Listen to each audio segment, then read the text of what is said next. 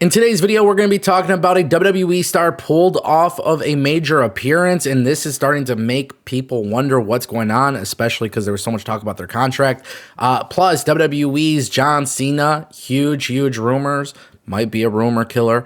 And then also we got to talk about WWE's new announcement that really changes the landscape of the way WWE is doing things. We're going to talk about it all. If you guys want more videos, go ahead and click subscribe. I want to kick things off with Alexa Bliss because, as you guys know, there's been a lot of talk about Alexa Bliss and her contract situation. Then we saw her return. Now she's back in the WWE. However, what was really interesting was there was a fan who tweeted out at Fanatic events, "Hey, I can't find Alexa on your page. Where is she?" And this is because WWE was actually advertising Alexa Bliss for the WWE World, which is like their new convention that they're doing WrestleMania week. And essentially, nobody has talked about this. Like, nobody's talking about why Alexa is gone, why she's no longer being advertised. There's no clear explanation coming from WWE. However, there was a response from Fanatic on Twitter, and they said, "Hi, regrettably, Alexa Bliss is no longer attending. Please send me a DM if you have any questions." And that was more of like a customer service tweet. Obviously, this has caused a lot of people to wonder, okay, well, is WWE...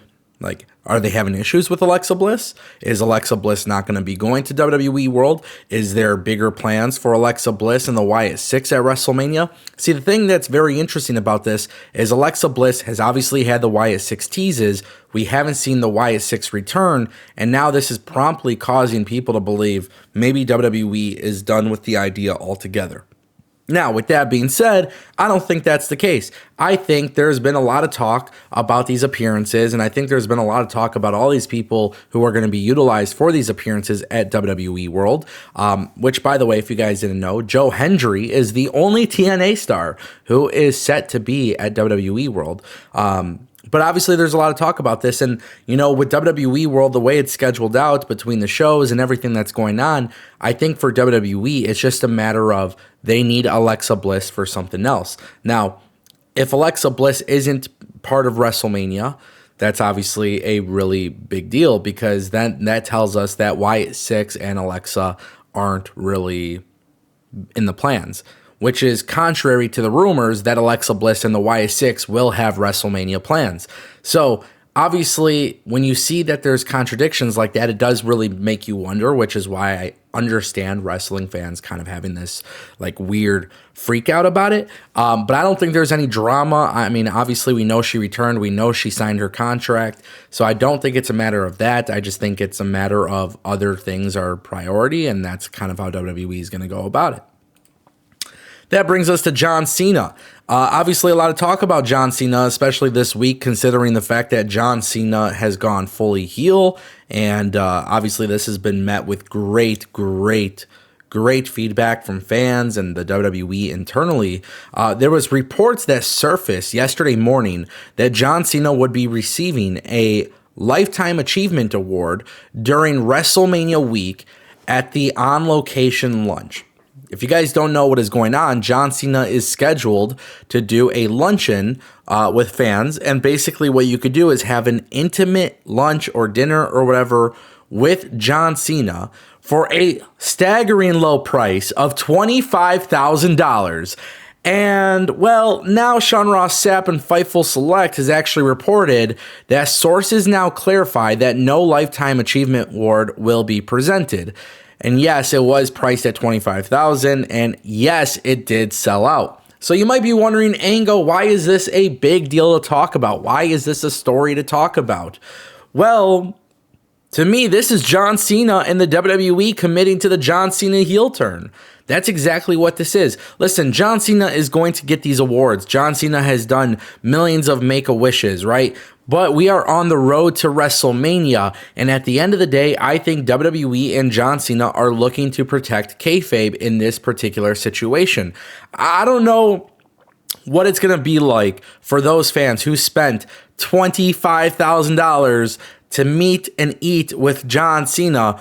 But if John Cena were to go to this dinner and be fully heel, Like, holy shit, that would be insane. I don't think that's going to be the case, though. I genuinely don't think WWE would have that happen. However, I do think this Lifetime Achievement Award will probably be given to John Cena at a later time.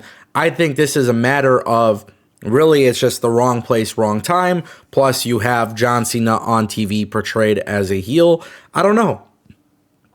I genuinely don't know. This on location thing with WWE is incredibly crazy to think about. TKO bought On Location, and On Location is really cool because for events, basically you could pay for like special intimate meet and greets.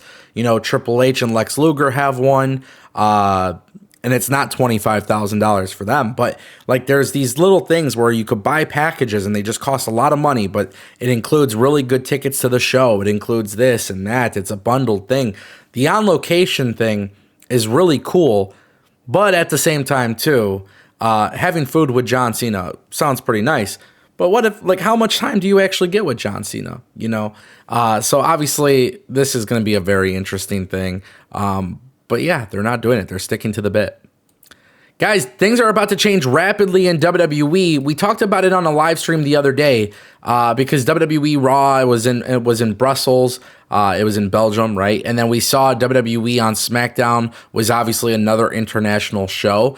WWE has just announced another international tour. Now, the reason why I'm bringing this up is because there was a lot of outrage about Backlash not being given to an international country.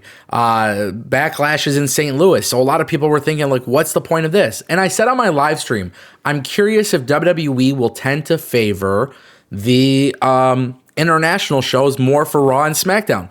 Well, that's exactly what we're getting with today's announcement.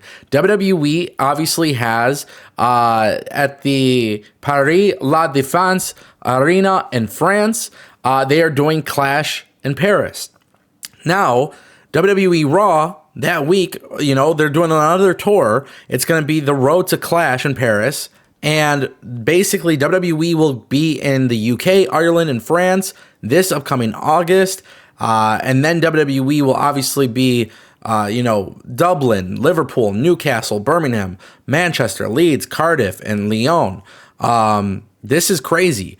But what's even more crazier is that Raw will broadcast from Birmingham and SmackDown will emanate from, for the first time ever, in Dublin, Ireland. So now WWE is starting to take Raw and SmackDown internationally.